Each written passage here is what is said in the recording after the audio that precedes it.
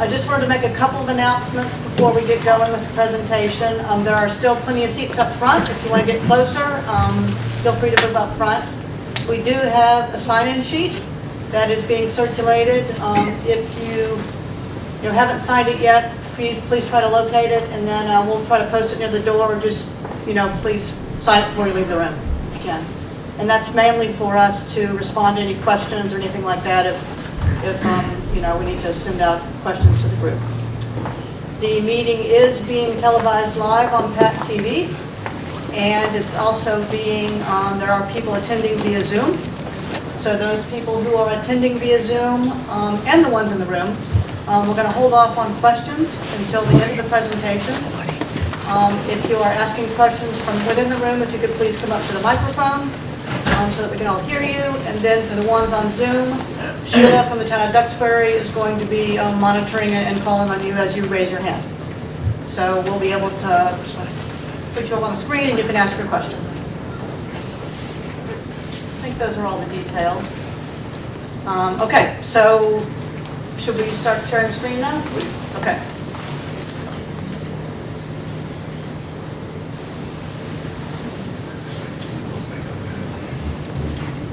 All right, as I said, welcome. We are here to talk about a project for building shoreline resiliency in the towns of Marshfield and Duxbury through beach and dune nourishment. This is a project that I personally have been working on with folks from Coastal Zone Management and the town of Marshfield and the town of Duxbury since 2020. And we're finally getting to the point where we're going to start construction of a portion of the project. I wanted to point out, just to introduce the people that are here, we've got Sheila Scarzi from the town of Duxbury, who's the project manager from the town of Duxbury. Michael Moresco, town manager in Marshfield. We've got Greg Guimond, who's the project manager from Marshfield. And then Jason Bertner, who is with CCM, who has provided the lion's share of the grant funding to construct the project this winter. And I thought I might let Michael say a word if you want to. Great. Thank you and good evening. Sorry.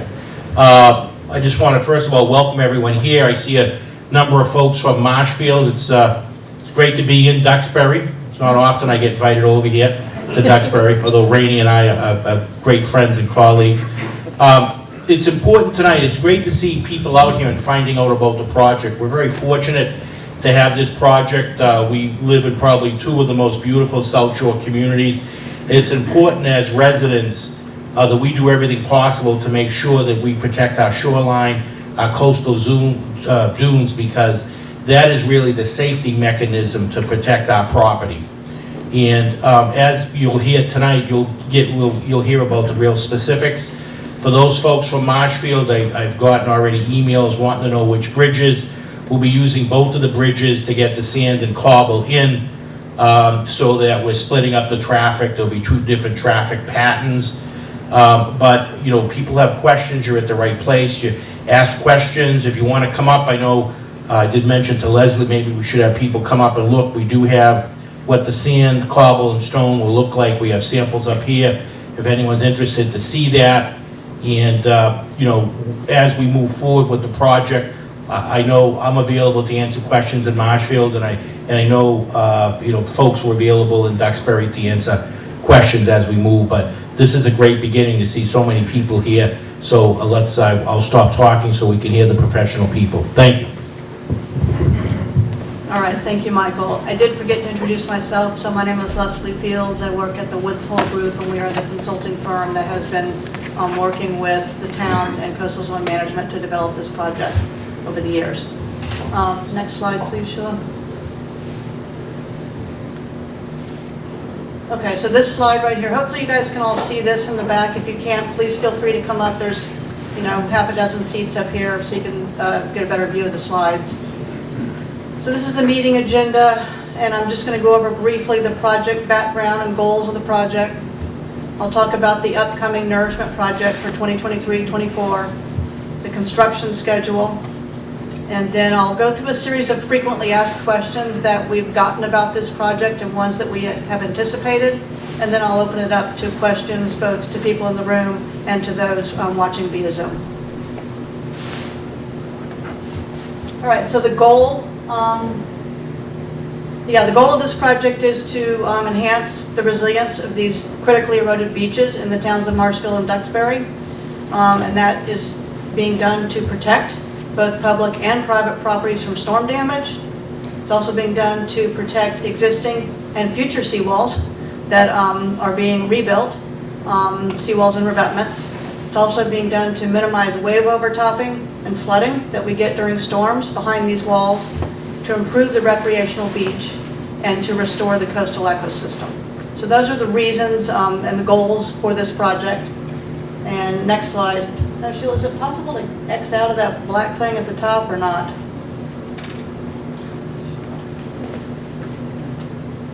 Bothering me. Okay, thank you. Appreciate it.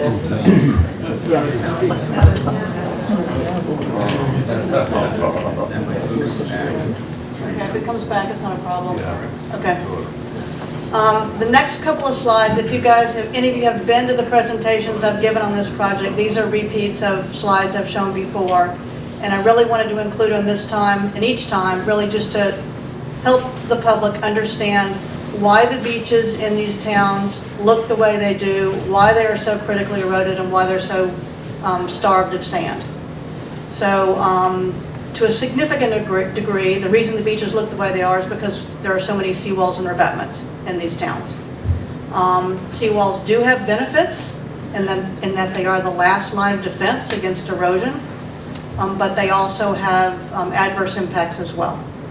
And these sort of graphics up here on the slide sort of illustrate that. The two on the left are cross sections of a natural beach without a seawall.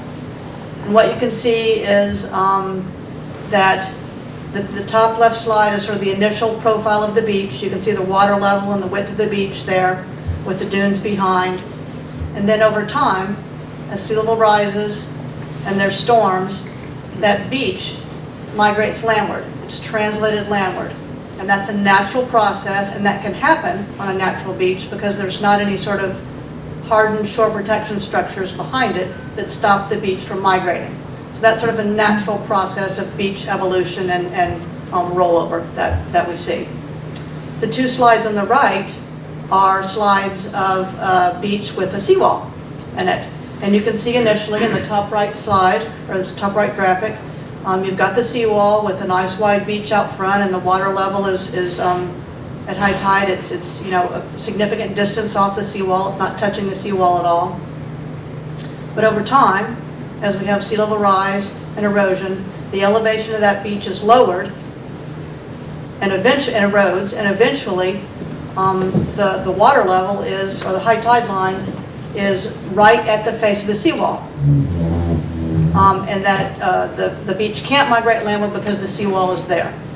And that's the situation that we're at right now in the towns of Duxbury and Marshfield, and in many cases, where the beach has eroded so much and dropped in elevation such that there's no sediment supply, the beach can't migrate anymore, so it's lowering in elevation, and at high tide line is hitting the face of that seawall. And because the beaches are armored with the seawalls, there's no new influx of sediment.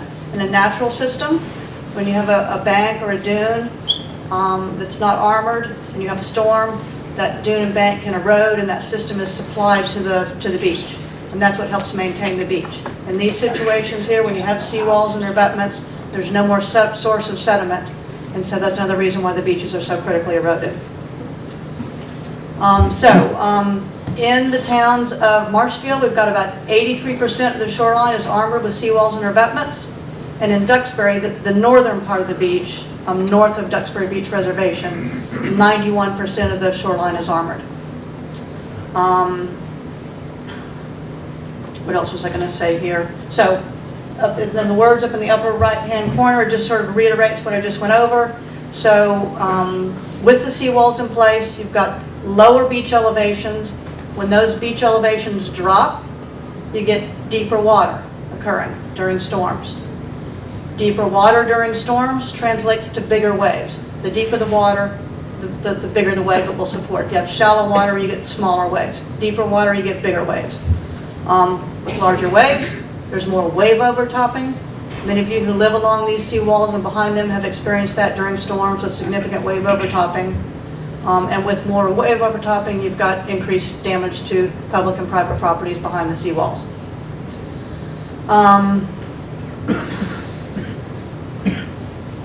As far as beach nourishment goes, the intent of the beach nourishment is to provide protection for those seawalls to keep them from being impacted during storms by these larger waves and to minimize the amount of overtopping. We know the town of Duxbury is in the middle of a seawall reconstruction project to raise the elevation of the seawall. This project is only going to help those seawalls, in conjunction with those seawalls, to protect those properties. So as I said before, when the seawalls are reconstructed, if this nourishment is out in front, the nourishment will help to protect the seawalls, minimize wave overtopping, and protect the properties behind. Okay, next slide. Okay, accomplishments to date. So this just summarizes the grants that we have received from CZM for this project. And in fiscal year 2020, both towns together had a project that was worth $234,546. That's a combination of both grant funds and town matching funds. And so that money was used to identify beaches that were suitable for beach nourishment and to develop engineering designs for beach nourishment. Then in fiscal year 21, they received another grant worth $281,318. And for that amount, we filed the permit applications for the beach nourishment. And there's a suite of 6 different permits we need for the nourishment projects. It's not a trivial process to get permits these days. That's one reason why there's sort of that's an expensive task. In FY23, they received $94,141 to continue the permitting process, to follow up with those permit applications, respond to questions from the agencies, and ensure that those permits are issued. And then in FY24, which is the year that we're in now, the project year we're in now, the towns have $4.3 million. That's a combination, again, from funds from CZM and from town matching funds. And that's to construct a beach nourishment project at the southern end here, so at the Bay Ave, Gurnett Road beach area. So I apologize that it's low, and those of you who can't see it, but it's areas south of the Green Harbor Inlet. This area was prioritized by both towns as an area that they wanted to start first with the beach nourishment. That's why we decided to work there first. So Marshfield has about $1.46 million for project construction. That's 35% of the projected volume that we'll put on the beach. And Duxbury has 2.6, in round numbers, 2.6 million for project construction for 64% of the volume that we'll place on the beach. All right. Okay, so this slide here shows what the permitted design was. This is the design that we came up with for building this project. It extends from north of Pearl Street in Marshfield to the end of Ocean Road South in Duxbury. So that's that yellow polygon that you see there on the slide. It's 38.1 acres. It would take 480 some odd thousand cubic yards of mixed sand, gravel, and cobble to construct this. I'll talk more about that grain size characteristics in a little bit. It's 5,090 linear feet, about 900 feet in Marshfield and 4,190 feet in Duxbury. It is designed to be in front of 16 properties in Marshfield and 66 properties in Duxbury. And it provides, the design provides protection for storm damage protection, reduced wave overtopping, recreation, and shorebird habitat. So this is the permitted design that we came up with. Go to the next slide. Okay. What we see here is a comparison of the permitted design. So that's the area that's sort of crosshatched. Right there. And then the yellow polygon is the area that we hope to be able to nourish this year in 2023, 2024. It's smaller than the permitted footprint because we don't have enough money. Even though we have $4.2 million, we don't have enough money to do the entire project.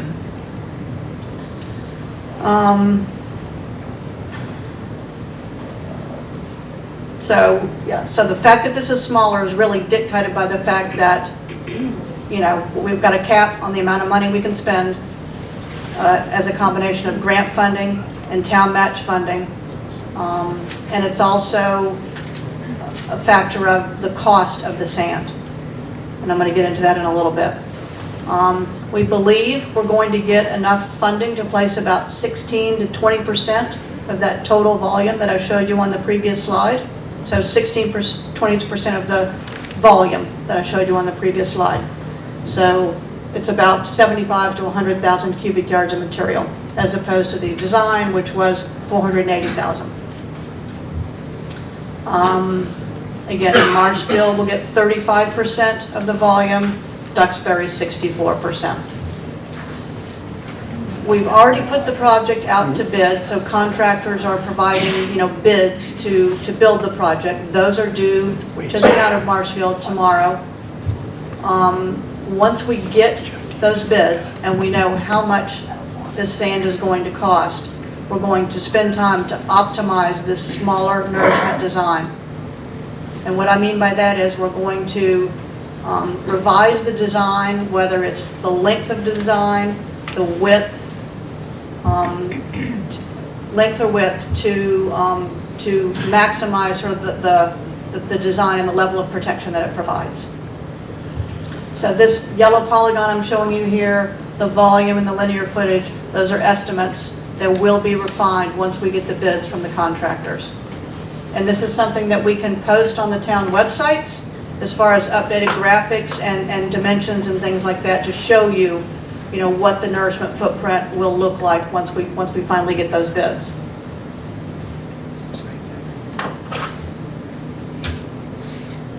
This is a cross-section, this next slide, cross-section of the two nourishment designs. So the yellow cross-section, the bigger one, is what was permitted. The green cross-section is what we hope to be able to build with the amount of money that we have, given the unit rates of sand that we're going to get from the contractors. So the original design had a berm elevation, that's the highest part up there against the seawall, of 11 feet above a datum we use in ABD. You can think of it kind of as mean sea level. And that berm was at elevation 11 and it extended out from the seawalls at 90 feet. And then from there it sloped down 15 horizontal to 1 to meet the natural grade of the nearshore area. Now, because we have, you know, funding limitations, and we have a smaller volume of material that we can put on the beach, we had to modify that design. And this, as I said, is an interim one. We're going to refine this even more once we get the bids. But we're thinking that we're going to reduce that berm elevation to 8, elevation 8. It's going to be 40 to 50 feet wide. It will still slope seaward at a slope of 15 horizontal to 1 vertical. And so you can see the difference between the two cross sections. The other thing we can talk about now, I guess, is that we're going to be using a mixture of sand and gravel and cobble for the beach, for the nourishment. I think the next couple slides I'll talk more about that. One thing I would point out, the little gray dash line, horizontal line going through the graph, that's the elevation of mean high water. So you can see how right now, if you compare the elevation of that gray dash line with the black line, that's the existing profile. That hits the face of the seawall, or very nearly the toe of the seawall. With this design that we're hoping to build this winter, we're going to be able to push that line 150 feet seaward. So at high water, at high tide, you're not going to have high tide lapping up against the face of the seawall. That just gives you a measure of sort of what to expect. All right, so now I'm going to get into some of the specifics about construction. So we have 2 access points for the project. one in Marshfield, one in Duxbury. The one in Marshfield is the Bay Ave ramp off of Bay Ave. And this graphic that I'm showing you here shows the trucking route to that access point. So it comes down Route 139 and then down Beach Road, down Bay Ave. They'll back in to the Bay Ave ramp, dump the material, and then pull out, turn right back up Beach Ave, or back up Bay Ave, left on Beach, and then back on 139. We're expecting about 50 trucks a day, Monday to Friday, 7 a.m. to 5, mid-December through the end of February. That's the northern access point. This next slide here just gives you an idea of what we anticipate the contractors will be doing once they dump that material. So this access point at the top part of the slide is that Bay Ave ramp. And we expect them, as I said, to dump that material at the end of the ramp and sort of build a ledge or a platform that they can then work from and push the material with dozers out onto the beach according to the design and cross-section that I showed you earlier. So they'll stockpile there at the end of the ramp and then doze it north and south. The area off of the Avon Street? Avon Street is an area where we'll be staging some trucks and things like that. Not big delivery trucks, but trucks for the contractors who are working on the beach and driving the dozers and things like that. There will be some equipment stored in that lot. All right, next slide. Okay, this slide here shows the southern access point. And so this is on Duxbury Beach Reservation property. It's on their northern parking lot. The access route for the trucks delivering material comes down 139, takes a right on Canal Street, down to Gurnett Road, and then enters the DBR property, enters that northern lot, and dumps the material and then exits the same route. Here we're expecting 50 to 100 trucks a day, Monday to Friday, 7 to 5, mid-December to the end of March.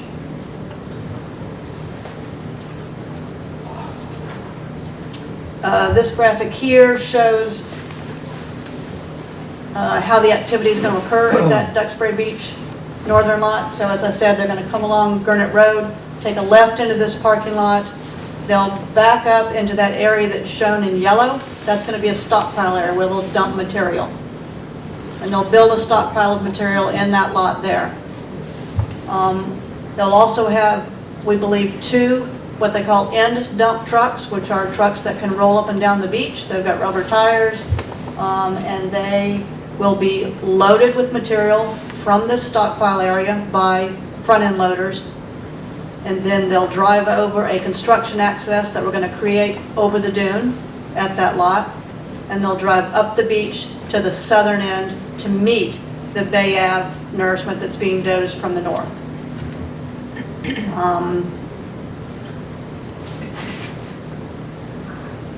I think that's all I need to say about that. You can always have questions. As far as the schedule goes, I think I've alluded to this before, but this slide just shows it. We did publish, the town of Marshfield did publish an invitation to bid for the contractors on November 20th of this year. Bids are due tomorrow, December 6th. We expect the contract to be issued on December 11th. And the start of construction to be sometime between December 15th and December 22nd. We expect that the end of construction at the Bay Ave site will be at the end of February, and the end of construction at the Duxbury Beach Reservation site to be the end of March. So that site there is dictated by the birds. So we have to be off the beach before the beginning of April in order to protect the endangered and threatened shorebirds. All right, now I'm going to get into a series of questions that we've anticipated you all might have and ones that we've received. The first one is, what type of sediment are we going to be using for the nourishment? So, according to our permits and according to what we know is best for the beach, we're trying to match what's on the beach right now with this source material coming to the beach. And what we know over a series of surveys conducted between 2019 and just October of this year is that the beach is composed of about 3 to 10% cobble, and cobble is anything bigger than 2.5 inches. It's like your fist, or a little bit smaller than your child's fist on up. About 15 to 20% gravel, and then about 60 to 78% sand. So that's the specification that we provided to the contractors that they need to meet in order to provide compatible material. The sediments will be mixed throughout the beach. There'll be some mixing in that DBR parking lot and some mixing on the beach as it's spread. And I've given you some pictures of some different sediment substrates that we've been out mapping. You can see the lower right is primarily sand with a little bit of gravel mixed in. The one on the left is cobble mixed with gravel, and the one up top is gravel mixed with sand interspersed. We do find a lot of times on this beach that you get these patches of gravelly or cobbly areas right next to sandy areas. And many of you who are out there walking the beach every day, I'm sure have seen these areas. So we know that once we put the material down, Mother Nature is going to reorient the material and it's going to look like that again. But we're trying to replicate those different sediment characteristics with this nourishment material.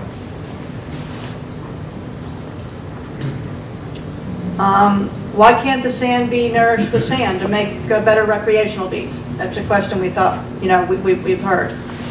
First of all, the permits, as I said, require that we put material that's compatible with what's on the beach right now. And as I said, we know from sediment surveys conducted from 2019 to 2023, we've got about 70% sand, and about 20%, or 70 to 80% sand, and about 20 to 30% gravel and cobble. And I just provided you the different measurements in inches, so you can sort of get a picture of what the different grain sizes are. But as Michael mentioned, I did bring some samples from the beach. There's a bucket down there to the right of where Jason is that has both cobble and gravel in it, if you want to come up and just get an idea of what that looks like. And then there's a bag on the beach on the table that has gravel mixed with sand. So those are just to give you an idea of what that material looks like. We know that people have complained or are concerned about the extent of the coarser grain material that we're proposing, but we want you to know that the bigger that material is, it helps to maintain the beach longer.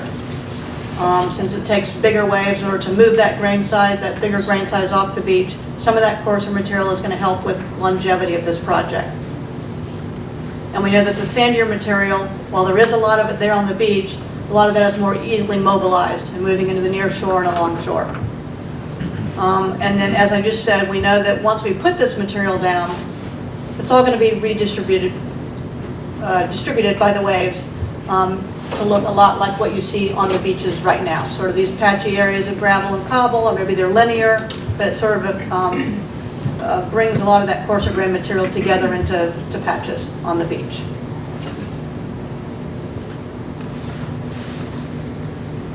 Where will the sediment come from? So the nourishment material is going to be sourced from sand and gravel pits in these towns, both towns, and in neighboring counties. It's all going to be upland material. It's going to have a reddish tint to it when it's originally brought to the beach. It's going to look redder than the natural beach sand that you see because it hasn't been bleached by the sun. And some of the fines that are in there are still in there when it's initially brought to the beach, and they will be winnowed out and transported offshore over time. So it will look red in the beginning. You can sort of see that in this left-hand picture. This is a project that we did at Duxbury Beach Reservation last year, and you can see some of that upland sand is redder in color, but over time, that was just the following summer, less than 6 months after, you can see that it's bleached out and looks a lot like what you have now on the beaches.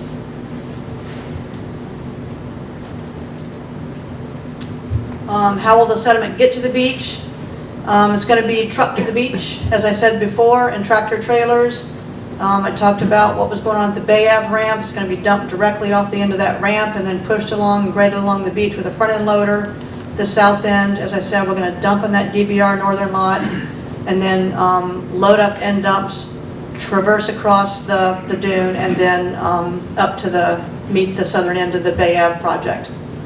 It's going to take about 3 to 3.5 months to complete, so between mid-December and the end of March. As I said before, it's going to be about 100 truck trips a day coming to these sites.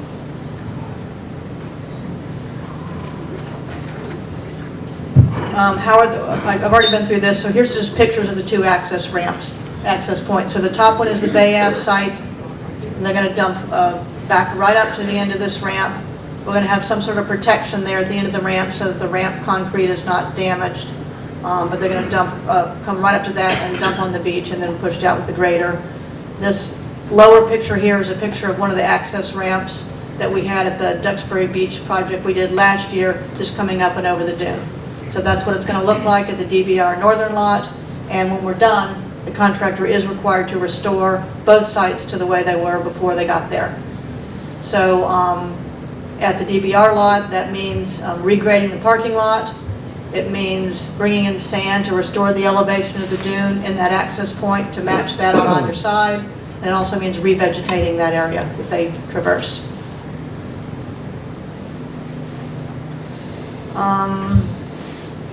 So what are they going to be any controls for public safety? So we are expecting some electronic and/or temporary signage out on 139 and on the different access routes for the trucks to direct those trucks so that they know where they're going. We're also going to have some detour signs to direct local traffic to try to stay away from the Bay Ave ramp if possible. I mean, there's got to be some traffic in there if you live in there, but to try to direct most of the traffic away from those areas. If the traffic congestion becomes a problem, the bid specifications for the contractors indicated that they needed to carry an allowance for a police detail. So if the contractor thinks it's a problem with traffic congestion, or if the town of Marshfield thinks it's a problem at the Bay Ave area, then we will have a police detail out there directing traffic. We don't think we need one at the DBR lot because there's a lot less traffic down there. As far as speeding, we had some concerns over the trucks traveling really fast down Canal Street and Gurnett Road. So, the police will be out there periodically checking, making sure they're not speeding. If it becomes a problem, we can consider putting up some of those electronic speed limit signs. So there's a number of measures, steps we can take to control that. Will the public still have access to the beach? We are going to prevent the public from using the Bay Ave ramp during construction and that DBR northern lot, but you will still have access to the beach. You can walk up and down the beach like you're doing now. We do ask that you exercise caution around the construction equipment. There may be certain days when, they're doing construction in an area and you might have to turn around sooner than you thought, so on your walk. But, for the large part, the beach is going to be open for the public the way it is now. How long will the nourishment last? The original engineering analyses that we did for the larger permitted design showed that we would need to come back in and re-nourish the beaches about every 5 years. And there's an engineering criteria that says you should re-nourish when 80% of the material that you originally put down is no longer in that original footprint. So when 80% is gone and moved on, whether it's in the near shore or long shore, that's when you should come in and re-nourish. So our original calculations for the bigger project show that you need to do that about every 5 years. We have a much smaller project this time, and so we're not going to get that sort of longevity at all. And we want people to have the proper expectation of this project, and that there's going to be both spreading to the north and south, along shore in the beach, and to the near shore. And so it's going to spread, as I said, more quickly than the larger project in order to meet this equilibrium profile, in order to come into equilibrium with the waves and water levels that are present on the beach.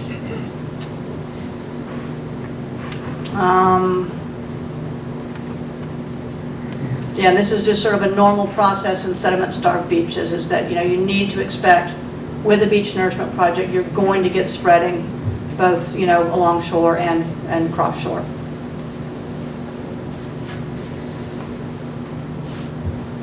This picture here just really, I guess, words are the same as the previous slide, but I just included this picture down here at the bottom that shows cross-shore or offshore movement of sediment into the nearshore zone and then spreading to the north and south. So that's something that we need to all expect.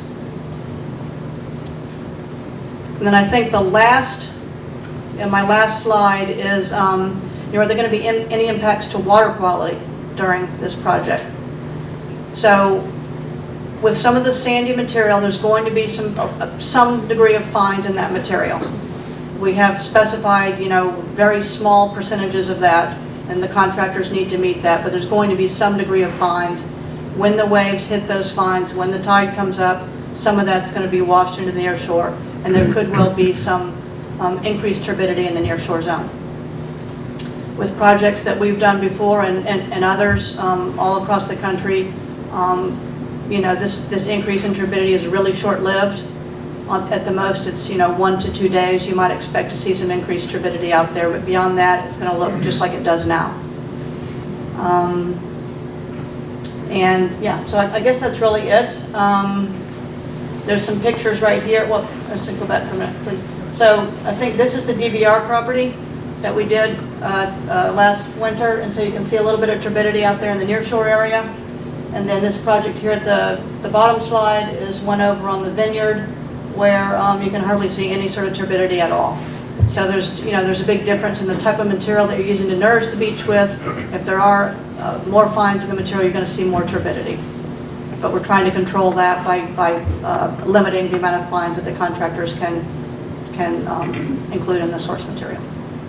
So that's all I have right now, and I'm certainly willing to answer any questions that you guys might have. I will say that on this slide here, I've given out Greg and Sheila's email addresses in case you have questions that you'd like to ask. Michael also said that he was willing to answer questions, so certainly we can also answer questions. So if you think of a question later on that you're not asking tonight, feel free to reach out to one of these people and get your questions answered. All right, thank you. All right, so we've got yeah. Candace Martin, 59 Granite Road. Just on bringing the material in, you noted 50 trucks per day to each of the sites on Bay Ave and the beach reservation. Is that based on the original quantity, or is that calculated down based on the reduced project? Yeah, that is based on the original, so it could be a little bit less, Candace. Yeah. Right. Is there any reason why? Because most of the sand is near the Bay Ave location. Do they have to go down to is there a requirement to split the trucks between the two locations? There is not a requirement, but we need both locations in order to get that volume of material on the beach in the amount of time we have. Okay. We can't build it all from the Bay Ave ramp. There's just no way. All right. So originally the project was about 35% of the total coverage, and now we're down to 16. Will we get updates on what the total project cost would be? And to forecast for capital funding and grants for the next few years, because we're only doing a small portion and we need to do the rest. And related to that, because the sand is expensive, I know many years ago when they dredged the harbor, the sand was placed directly onto the beach, and because of the regulations, they dump it out in the ocean and then it floats away. Is there, now that we have the permits in place, can that dredging material be added directly from where it left the beach? All right, two questions. The first one, will we provide estimates of, future monies needed for future nourishment projects? We will certainly work with CZM to develop those estimates and, share that with the towns, and, the towns can decide what sorts of capital expenditures are needed if they want to proceed with future nourishment. Second question was, what was the second one? Dredging of the harbor. Oh, yeah, right, okay, right, yeah, okay. We have tried to work with the Corps of Engineers. The Corps of Engineers are the ones who dredge Green Harbor. It's a federal navigation project. We have tried to work with them over a number of years throughout these projects to try to find a way to get that material dredged straight from the harbor and put directly on the beach. Over the years, And I know that used to happen years ago. It was pumped directly onto the beach years ago. Right, but we didn't have the permit to now put it on to the beach. Yeah. Now we do, so. Now you do, but over the years, that material that lands in the harbor has become much coarser. It's the cobble and the gravel that you see in these bags over here, much of it. And so the Corps is not able to dredge that cobble and gravel hydraulically and pump it to any beach, much less these beaches. That method of dredging doesn't work for that coarser grain material. So what they do is they dredge it mechanically and they put it in the scow that then is used to take the material out to the open water disposal site and dump it in the near shore. There has been talk about trying to move that site closer to the shoreline so that the material would have a better chance of migrating onshore.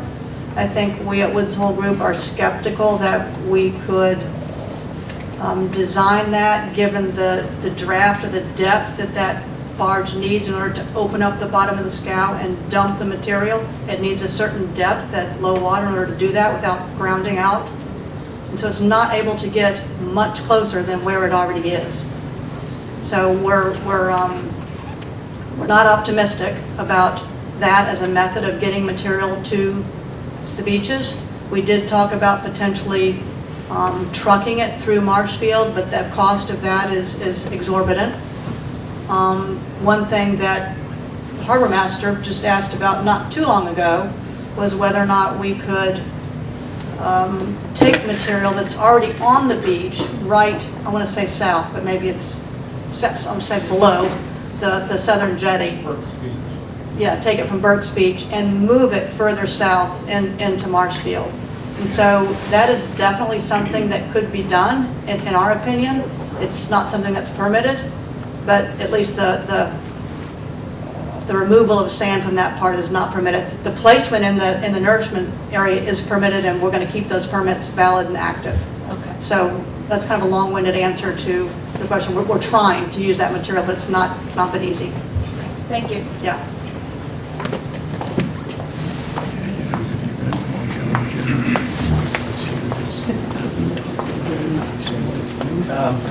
Frank, I live at 45 Canal Street. I'm not an engineer, but I don't understand when you've got the seawall and you're going to pack it up higher with gravel and sand. Is that what the whole idea is on this project? Yeah, we're going to put sand and gravel and cobble on the beach in front of the seawall. I don't know about packing it, but yeah, we're going to put it on, yeah, to raise the elevation of the beach. So you're just going to raise up what's there. Don't you think the tide is going to take some of that out of there? Yes, it will move it around. Yes, yeah, most definitely. But it won't come back. It's going to disappear, right?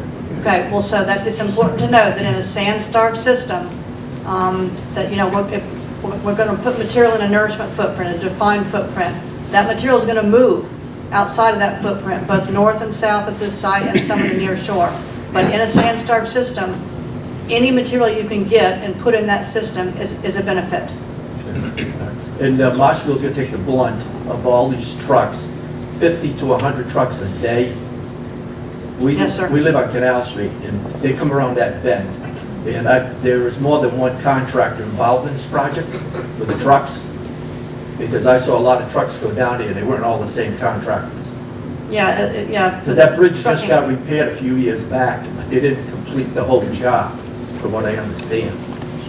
I don't know so much about that, but Well, they didn't do the sidewalks on the Oh, sides. okay. I asked the guy, but you could, no, we don't have enough Into money. the platforms. Oh, yeah, you got enough for the trucks to go and the cars, but they didn't do the sidewalk where the timber is walking there.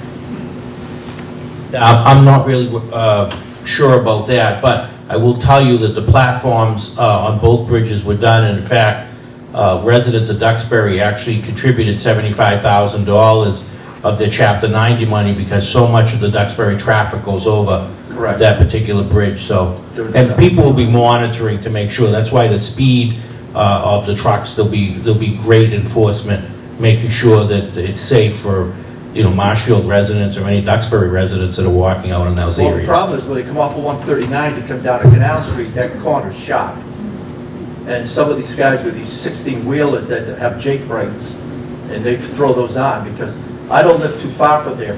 You know, and I'm backing out of there, driving out of there, the truck comes, it's all over. All right, and I've seen them speed down that road, and it's really terrible. And you say they're gonna have police there, they're always there at the wrong times, but you can't help that, that's the way it goes, you know? So, but, so now, this summer, we'll be walking with sandals on the beach, correct? Good, yeah, sure. Because you can't go barefoot anymore with the, all these stuff. It's gonna look a lot like what it looks like now. Yeah, well, Duxbury looked nice on their beach on the sand, we won't have it, Are you in Marshfield or Duxbury? I don't know. Marshfield. Marshfield, okay. And the Birch Beach is okay, that's all sand, or is that gonna have the same thing? It's gonna, we're not touching Burke's Beach. Well, I know that, Yeah. but that's got the sand, Yeah, but when you go to, I expect Burke's Beach to look much the same as it does now. and then Green Harbor will have all the gravel, Well, Green Harbor has gravel right now. yeah. I don't think the gravel's gonna move up through Burke's Beach and into No, it's Green not the Harbor. point, but when you go there, there is sand there in the summertime. Yeah, I- yeah. I expect that to be there still. Okay. And, you know, it'll be a mixture of sand and cobble and gravel, just like what you have now. Now, if we have problems with these trucks, do we come and see you? That, that's correct. If there's a problem with the trucks, by all means, call me and I'll make sure we have police down there. Police will be monitoring that to make sure that residents, children, the school buses, all of that stuff are protected. Jake brakes, you know, we'll make sure that that's on the sign for them not to be using the Jake brake because it is very loud and very disruptive. And then when they come back out of Canal, they gotta get back on Caswell, so that could be a tie-up there too, with trucks. Yeah. Especially we got 50 or 100 trucks, that's a lot of trucking. It is So- less trucks than we had last winter. Less. I also live off of Canal Street, right by the Assumption Church. Okay. And my wife heard the trucks because she was working at home, Yeah. and it was every 2 minutes last Yeah, year. it is. There was Yeah, a lot yeah. more A lot of material trucks. last year than we're gonna have this year. So, but we still have the 50 or 100 trucks? That's less than we had before. I never counted them, but you know, it seemed like a lot of them. All right, well, thank you very much. You're welcome. Thanks for your questions.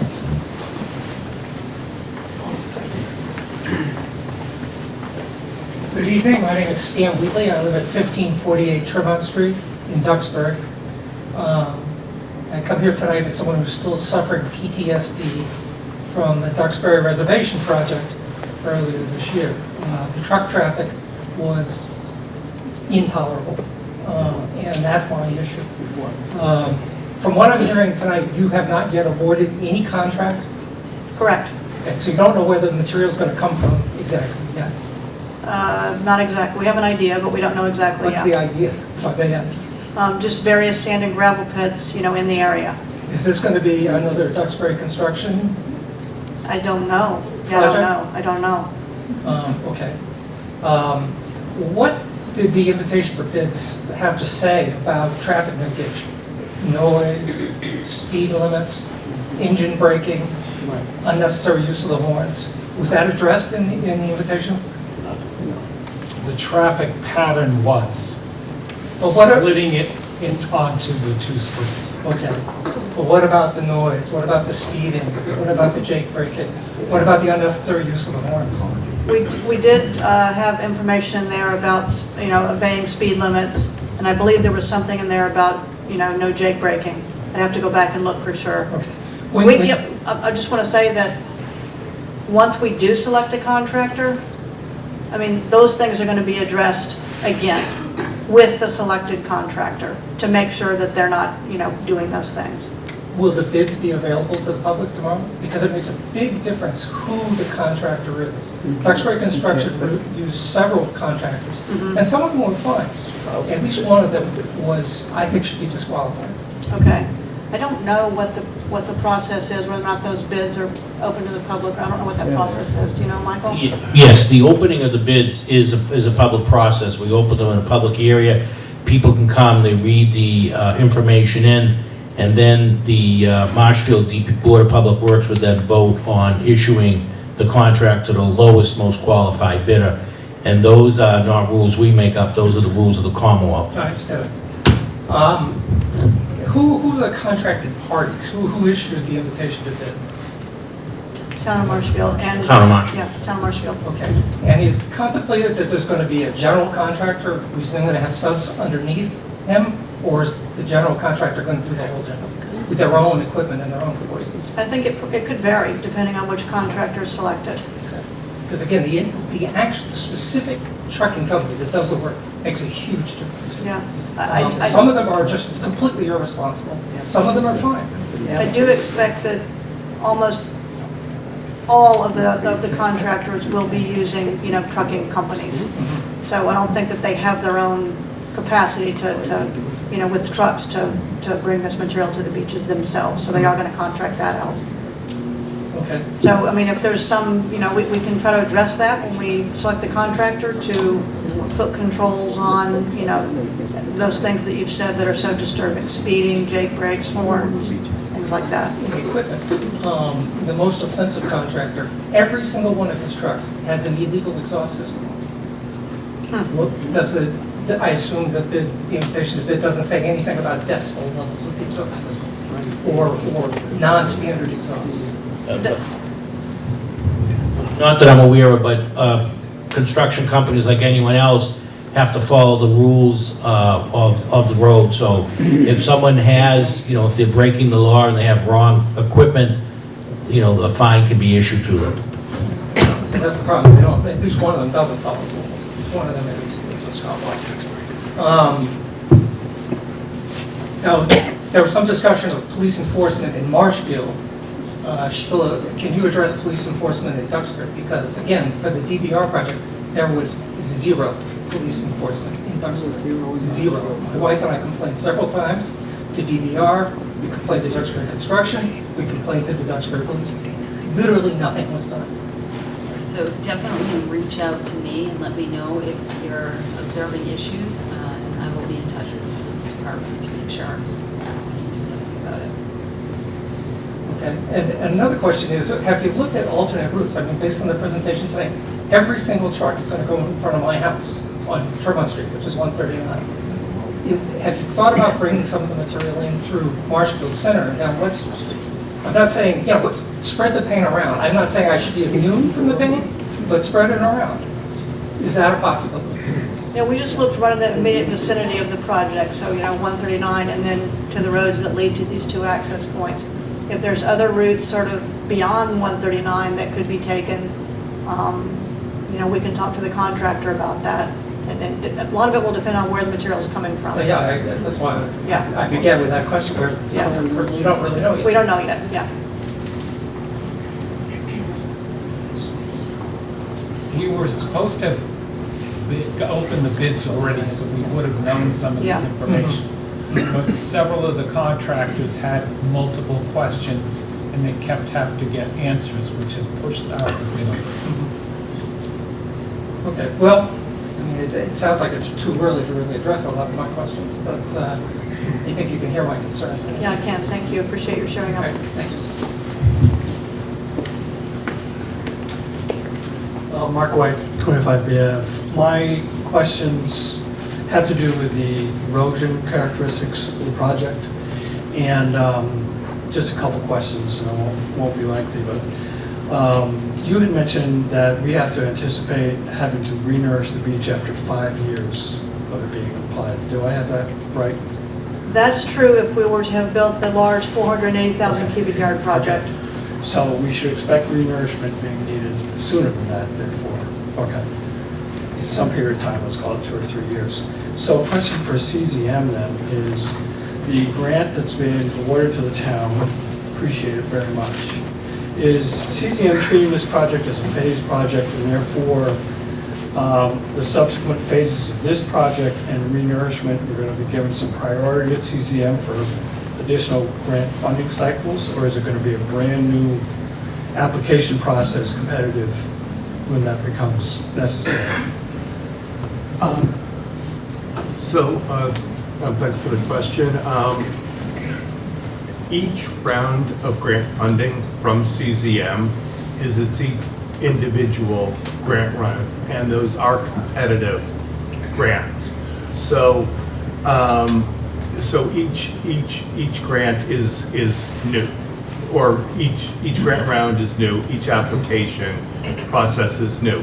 That said, there is language in the scoring criteria which does give some additional points to projects that build on previously funded projects. And multi-community. And multi-community projects as well. Okay, okay. And questions for both Marshfield and Duxbury. Is there capital funds being set aside to do beach nourishment going forward, or is that going to be new town meeting articles as they come up? I can answer for Marshfield, that would be new town meeting articles as they come up, depending on available finances. Okay, It'll be the same for Duxbury. okay. I know in the town of Duxbury that in the past few years, they've had a sort of a standard town meeting article to set aside $250,000 each year for resiliency projects. Okay. So a lot of the town's match has come from several years of that article being passed. Okay, and last question is that for those of us who live on the beach, we can see what the effects of the erosion are with severe winter storms and summer storms, and the impact it has on transporting the sediment and the sand away very, very quickly. Were there any concepts given to, what is your experience in this type of beach nourishment project in terms of its longevity of the material that's placed there? And were there options considered, such as, small-scale groin systems that we see on the Cape and others, to help keep the sand in place? Yeah, so we've been over the longevity part. So, with a bigger project, we'd anticipate you need to come back in and renourish every 5 years. With a smaller project, it's going to be more frequent than that. If you want to maintain, that criteria that we renourish when 80% of the material that we put in this specific box is somewhere else. So, it's going to be quicker than 5 years with a much smaller project. We did, in the very first year of grant funding, look at alternatives for providing additional resiliency to these beaches. Things like, groins or offshore breakwaters, or, bigger, taller revetments, things like that. Basically found that beach nourishment was the best alternative, the most practical one, and the one that would not result in adverse impacts to adjacent neighboring beaches, which is something you get a lot with groins. Okay, thank you. Yeah.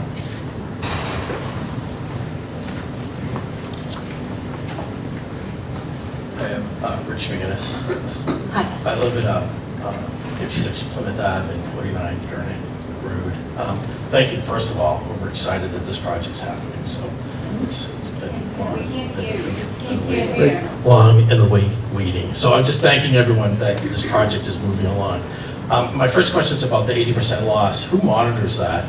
And is there follow-up? Like, when we're getting close to it, do both towns start mobilizing and seeking funds? And I'm not sure what the match is from CZM on this project. Yeah, so we do need to monitor the beach. We have, post-construction survey and then annual surveys, or even after a big storm, there would be a survey. Who's we? Is it Woods Hole Group, yeah. So you're on contract? Well, we're not on contract yet, but we will be at some point. And what was the other question? On the town side, we need to not wait. We need Yeah. to start saving now small pots of money, and I had Right. mentioned that last night at the select board meeting on the multi-hazard mitigation plan discussion. So along the lines of what Duxbury's been doing, I think is a great plan, just to, set aside, sort of have a standard article that sets aside a set amount of money that you can sort of bank for things like this, or other projects. But Woods Hole Group would be advising on any loss over the years, or you just? Yes, Okay. yeah. And the towns also have survey capabilities. They can go out there and do some of that work too and feed that to us, and we can take a look at it, so. And what was the difference in the cost from the bigger project to the smaller scale project? I'd have to go back and look. I apologize, I don't have that on the top of my tongue here. And I own one of the dune parcels that we have, and that's going to be rehabbed as well. And is it just seagrass that's in the planting mix, or are the planting? Okay, that's a really good question. On this project this winter, we are not adding material to that dune area. Okay. It's just beach nourishment. The reason we're not going into that area is because the planned crest elevation of that berm is elevation 8. That's roughly what you have right now at the toe of those dunes where they sort along the line of where the revetment would be if it was continuous. So there's no, so the design doesn't include putting any material up there in those dunes right now. Okay, so In the future, it would. But that would be, wait, like, how far out? Like the larger North Beach? Yeah, I mean, the next time, hopefully the next time, you know, next time we get to doing this, hopefully we could add material there. Okay, great. Yeah. Leslie, one other thing, on Town of Marshfield, we have the drone, and we fly every year Yeah, right. pre-storm, That's a great and that idea. also gives us a good idea of what the beaches look like. Okay, Yeah. thank you, appreciate it. It's a great monitoring tool. If I could also mention, with regards to the amount of volume that's being put down now, or under this current project phase, because of the volume and the scope of the overall project, it was always anticipated, or it's my recollection that it was always anticipated that this project would be implemented in phases simply because of the amount of material that could be put down in any given construction season. Correct. So this is in fact proceeding along the same sort of implementation scenario that had always been envisioned. So I don't want folks to sort of lose sight of that this is, you know, a piecemeal way of doing it. This has always been sort of the strategy of doing these larger scale nourishment projects until incrementally filling out that overall nourishment envelope. Yeah, that's a really excellent point. I'm glad you brought that up. Yeah, it's true. So we'd always envisioned sort of phasing the project because it's not realistic to assume we can bring in 480,000 cubic yards of material in the window that we have to construct this. I mean, you're talking about truck traffic now with 75 to 100,000, you know, that would be a lot if we're putting down 480,000. Ideally, someday we'll have an offshore borrow site where we can pump the material to the beaches and we can build the full project in one season. I mean, that's what we really need for these sort of larger regional projects. And CZM is they've got that, you know, they're working on that. All right. My name is Sigrid Wheatley. I'm the other Wheatley on 1548 Tremont. And the only point I really want to make is the importance of the enforcement of the traffic concern. Because as my husband pointed out, there was zero enforcement last winter.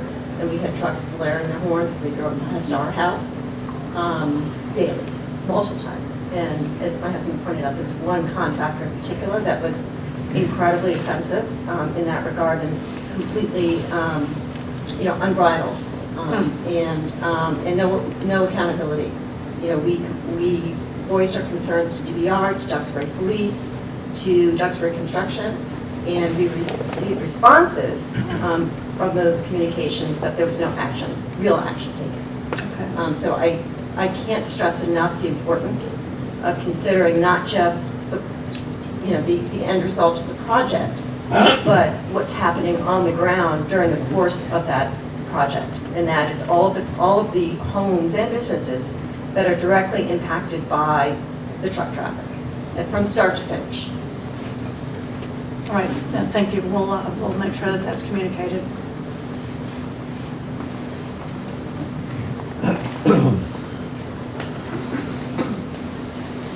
Hi, Lee Larkin, 3 Pine Point Place in Duxbury. So with the material being in front of the seawall at the southernmost point, what happens? The seawall ends and there's beach area there that a lot of us go to. Will you know, there'll be a huge amount of sand in front of the seawall. Will it be graded down or pushed into our area? So are you talking about at the end of the seawall or just at the end Yes. of the project? At the end of the seawall. Okay, so we're not going to get to the end of the seawall this year. And where are you going to end this year? It was on one of the At the end. slides. It's roughly, you know, 2,700 feet long. So about- it ends about Killian's or past? I don't know where that is. there's the horseshoe area that, Yeah. okay, so it's south of that, we hope. Right, okay. Sheila's gonna try to pull that figure up here. So we're not gonna get all the way to the end of the seawall. Let's make that clear. But the end of the Nourishment project will, yeah, that one, yeah. The end of the Nourishment project will gradually slope down to the natural grade of the beach. So it's not like you're gonna be climbing a giant hill to go, along the beach and up to the top of the Nourishment. It's gonna be a gradual taper to the existing grade of the beach, both in the sort of the near shore and the long shore direction. And this is what so this yellow area here is showing on top of an aerial photograph. So I'm gonna point. That's the horseshoe area. So it's 10 houses south of that, and that's an estimate. I don't want anybody in this room to say that we're misleading you. Once we get those bids and we know what the volume of material is, we're going to adjust this. It's going to change. This is our best estimate at this point. Thank Which you. is why we would like you to make sure you give us your name and your email address for that pad of paper if it could keep going around. Yeah. I thought I saw it there.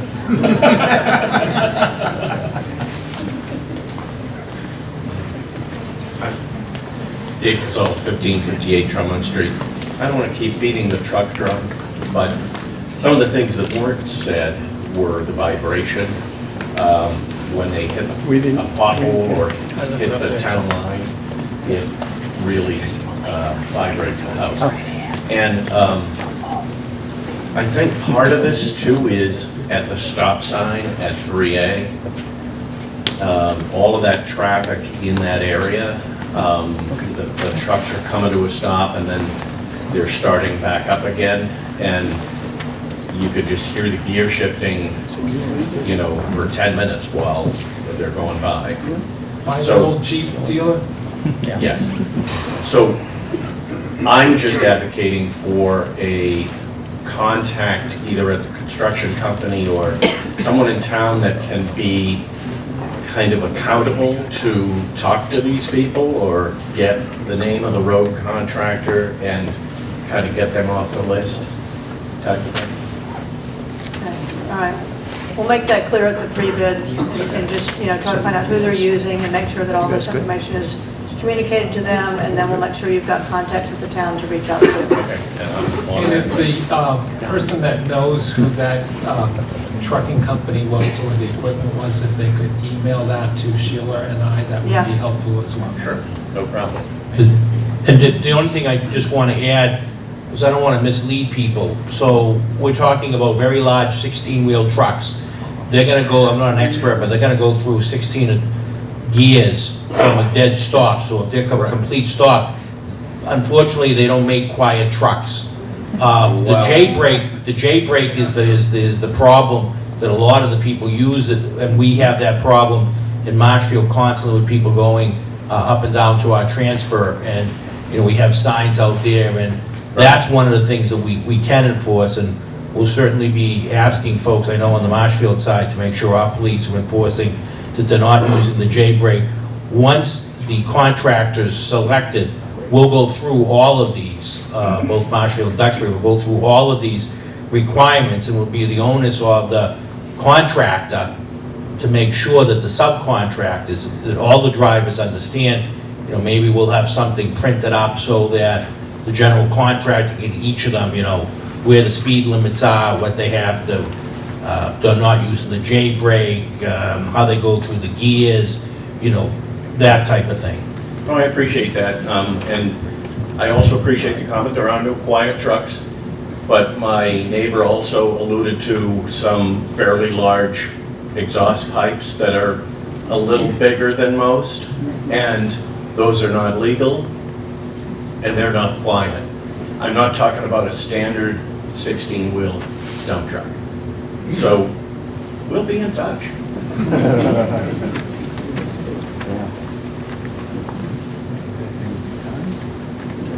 Hi, Tom Kane, 492 Keene Street in Duxbury. Just curious on the duration of an activity like this? I mean, I get that this was a 5-year, every 5 year to renourish if it was the original project. I'm just thinking about the longevity over the years. Does this ever have a situation, and I know there's a lot of variables that probably impact it, but does this ever come to a point where the erosion starts to slow down, or you can hope in 30 years that we're not still having this conversation if we've done it every year or every 3 years? I mean, I'm just curious Yeah, if I mean, there's projections. that's a for good that. question. The rate of erosion is not going to change. It's going to get, if anything, Worse worse because of with- sea level with rise the- yeah. and increased, intensity and frequency of storms. What we can hope for is that, if we can do this project over a number of through phasing, that we can build up enough of a reservoir of material on the beach to where it's less of a concern, moving in these out years. But I do think it's going to take a number of different construction events to get to that point. Okay. And also, I would say that when we did that original study, this was recommended as sort of a short to medium term solution, and that the town should be considering some other solutions for the medium and long term. And those are more difficult decisions to have. But given the rates of sea level rise and things like that, I think they're things that the town should pretty quickly start thinking about. And maybe as a follow-up then, as if you had done the original project, I don't know how you would equate it, but the cost per cubic yard of material goes down. The more you put on would last that much longer, or it's sort of an exponential erosion. So that when you do a small project, it might only cost you half the amount, but it lasts 2 years. Had you done the full project, it would have cost you double, but you might have got 5 years out of Yeah. it. So is there a diminishing return the smaller you make these projects? And the smaller they are, To that do it they right. last, that they don't last as long as the bigger projects. But to do it right would be a more cost-effective Yes. way to do it. Well- We just can't find the money. Can't find the money, and we don't have the source of sand or the mechanism right now to get the material to the beach. Yeah. All in And one year, one season. that was a good point about the double the number of trucks or whatever it would take. Yeah. That's the point I hadn't thought about. So, thank Yeah, you. All right.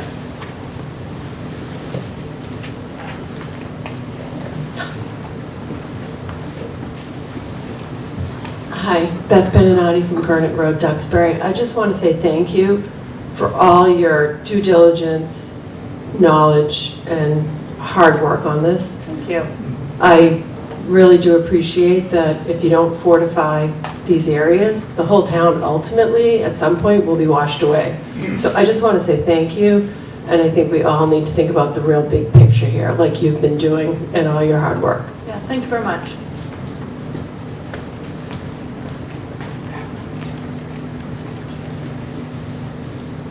Got to learn to walk faster. I'm Harry Klebanoff, 52 Assumption Road in Marshfield. Couple of things. She said it better than I did, but thanks very much for the effort, the time. I read all the report. I appreciate everything that went into it and the funding. Since I read the... All these guys were involved in that, so not just us. I think I've come to know all these guys. Yeah. And I also was at your presentation about a year ago, so I'm hopeful that this is going to be helpful and last, and I think it's a terrific thing. In order to make sure that we get the most out of it, my concern is also, as your report emphasized, for the protection, the integrity of the coastal wetlands that also offer a major absorption storm, sea level rise, all kinds of things. Especially in an era of potentially climate change, I want to make sure we're working at this from all the different perspectives. The chances of the nourishment lasting longer are going to increase if we protect and if we expand, fortify the coastal marshes. So I just wanted to at least put that out there because I think it's an important way to make sure that we get the most out of the project you're doing. Yeah, that's a great point. Thank you. Great, Yeah. thanks. Leslie, if I might say, a number of the comments have focused on the longevity of the project. And I think one of the things that should be put out there for consideration is that in order to maximize the potential benefit, it would make sense to put as much sediment down as quickly as possible over the course of fewer years. So instead of waiting 3 or 4 or 5 years between nourishments, to try and get down as much volume in successive years as possible. That's absolutely true, Jason. Yeah. Yeah, so that's a hint for the towns to sort of think about ways in which to build those capital funds. And, you know, we'll be working with CZM and the towns to try to evaluate ways in which we can fund these projects, you know, in the near term, in the next, you know, 2, 3, 4 years. So on the Marshfield residence side, what you're probably looking at is $300,000 to $500,000 a year potentially.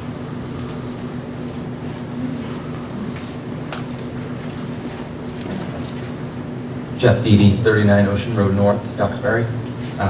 We're fortunate enough to be behind the new section of the seawall, which is fantastic. And a lot of the nourishment is not going to be near us, which is fine. But I have seen a lot of the stuff that has gone on at the DVR, and I'm curious, the material that's being used, how does the specs compare to the material that they were spec'd to use? Because that material was not great. And as it eroded, it looks like giant rocks and as it eroded, the edge of the nourished space drops off very steeply, which if it was not able to be maintained, where I think they have open permits probably to grade that parts of that beach, especially by flakements, if I'm not correct. And we do not. So I think that, one, I know that the spec that originally was used for the bidding on this has just been widened to allow for coarser or a wider range of material, which to me makes me very nervous, having seen what they put at the DVR. And again, this is not going directly in front of my house or in our area, and we're sort of okay right now. I think that the Green Harbor area and the Bay Ave area certainly need it. I'm just worried about what is going to be dumped there and whether or not it's going to be monitored closely, because if they put the stuff that was at the DVR and they are not able to maintain it as well, I think that it's going to leave a pretty ugly beach, for sure, until it washes away, really. The material that was used at DVR was finer than what we spec'd for this project.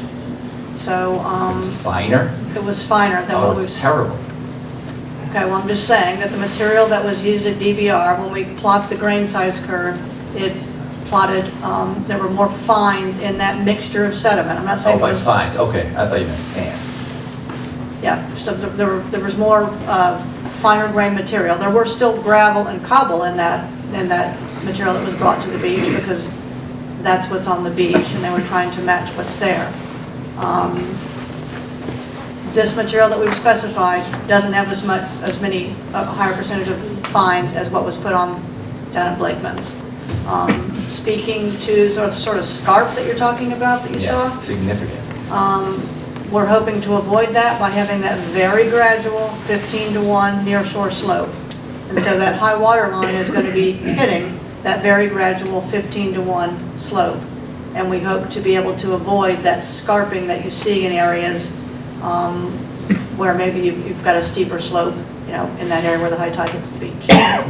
Okay, yeah, I mean, there were definitely areas down there, and I have plenty of pictures of it where it dropped almost straight off, probably close to 2 feet. Which on a recreational beach is, especially for people that aren't as mobile, is straight dangerous. Especially if no one either in either town or whatever has either the ability or the interest to sort of maintain that periodically. And sometimes you will see that in nourishment projects or right after they're put down, but it generally becomes more gradual and that scarp sort of goes away over time. So, you know, if that occurs here, I would expect that to sort of dissipate over time. Okay, we'll see. All right, any other questions? Okay, a couple more in the room. Can I ask one? Yes. Steve Callahan, 12 Bay Ave. In the future, all in all, this is a good thing. I think, I hope I speak for most of the people in the room. We need it, and knowing that we're going to continue to do this. Has there been talk of a pumping operation? I know it's done down south a lot more than, I don't see it around here, but in lieu of all the truck traffic, and that's the big problem here. Isn't there, is it around or happening here in Massachusetts where we can get that sand that was here, it's right out there, and just pump it back in? It does happen in Massachusetts, not nearly as frequently or as at the scale that you see down south. Yeah. We have been involved in some projects where we have had designated offshore borrow sites, and we take a hydraulic dredge and we pump that material onto the beach.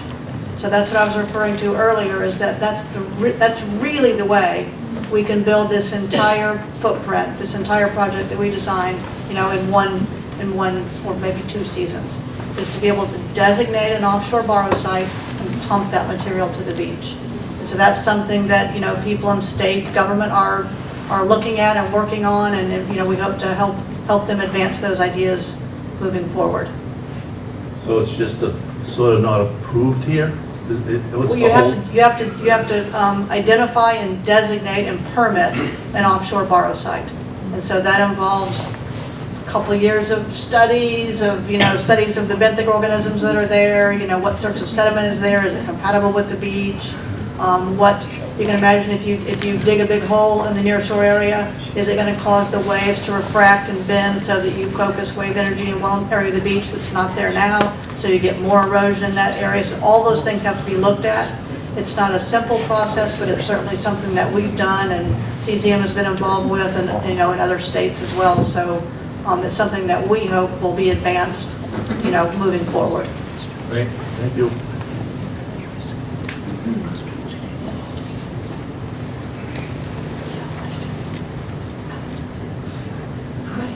Rosemary Lally, 48 Bay Street, Marshfield. This is mostly for the Marshfield people. The Rainbow Bridge, you're talking 30-ton trucks, 100 a day, going over that bridge. That bridge may have been done over, but it's held up by tree trunks. If you want to come in my yard and look, you're welcome to. Nobody has ever gone under there to check it. I've called town hall, I spoke to I think it was an engineer with an Italian name, I don't remember.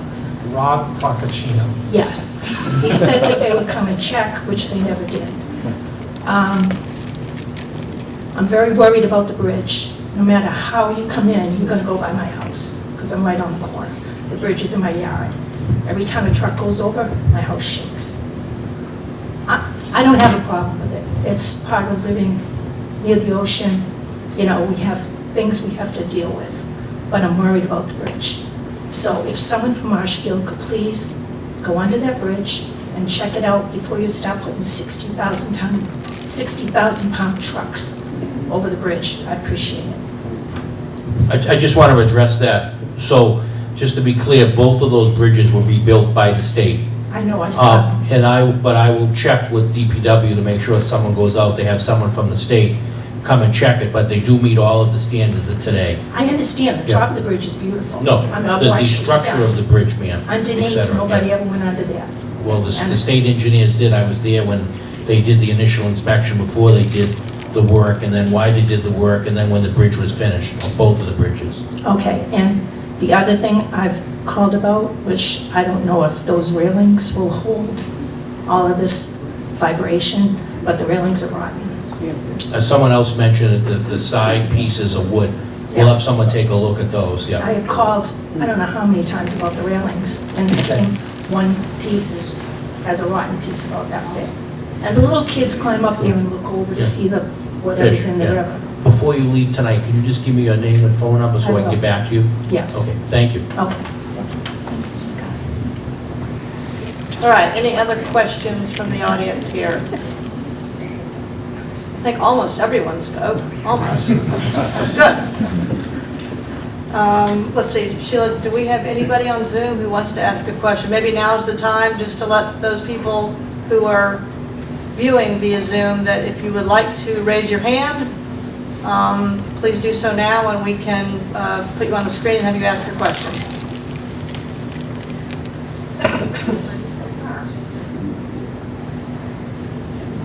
Okay. Doesn't look like anyone on Zoom has any questions, so I guess we're, oh, one more question, okay. Alicia Babcock, 9 Ocean Road South. I wanted to just reiterate what everybody else said in terms of thanking everybody for your hard work. We really, really appreciate it. I did want to just add a little bit to the traffic concern. I'm all the way down at Ocean Road South that abuts the DBR property, and their Gurnett Road's very, very narrow, so in addition to the speeding, the trucks really, even if they're going slow, they really can't stay fully in one lane because they're too wide. And then at the end, there's a pretty good S-curve that goes around Cable Hill. And I had a lot of people, because I'm also a member of the Seawall Committee, I had a lot of the neighbors reach out to me with concerns about the traffic there. There are quite a few retirees that are living in the neighborhood now, and they drive very slowly and carefully, and some about walking, and I just want to make sure, for safety reasons, that there were a couple of pretty hairy, close calls, with them coming around the corner and the trucks not able to stay in the lane. So I don't know if there's a way to, even in just that one spot, to kind of like, post something, or maybe have a traffic person stationed there, but just to get ahead of an accident, Yeah, okay, would be good. Good comment. And then I just had a question out of curiosity in terms of the locations that you're drawing the sand from. How is it monitored for like hazardous material? How do you know that you're not bringing hazardous material from some of these locations? Are you testing at the gravel pits? Are you testing the sand on the truck?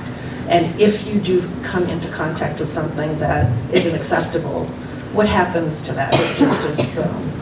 Do you have to kind of halt the project for a while, or what happens?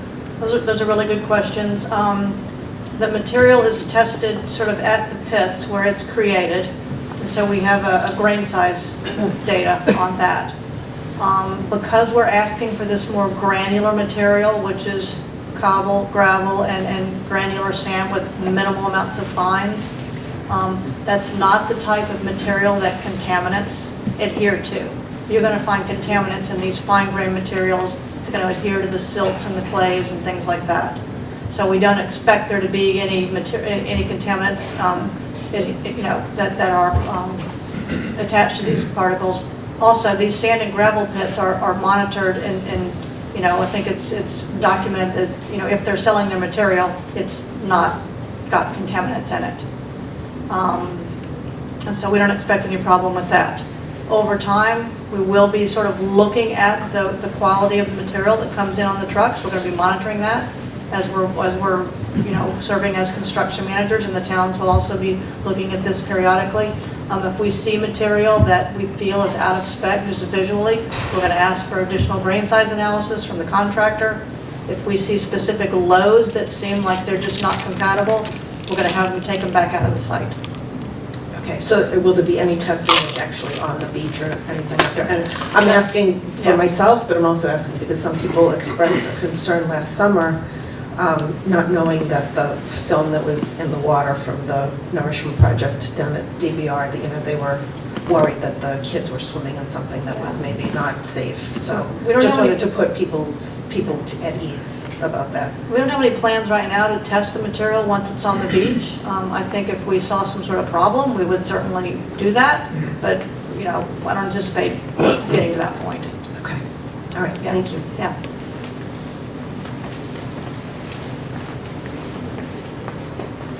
Bill Edwards, 25 Bay Avenue. Is your presentation going to be on, your visuals going to be online Yes, it will be on, online from Marshfield. Yep. for Marshfield? both towns will have it on their website. Thank you. And we'll update those figures that show the extent of the nourishment footprint as well, as soon as we get that information. Thank you. Leslie. Yes. Hi, everybody. Lynn Fiddler, Select Board, Town of Marshfield. Before you all leave tonight, I would just like to commend all of you for showing up multiple times during this process, town meeting as well.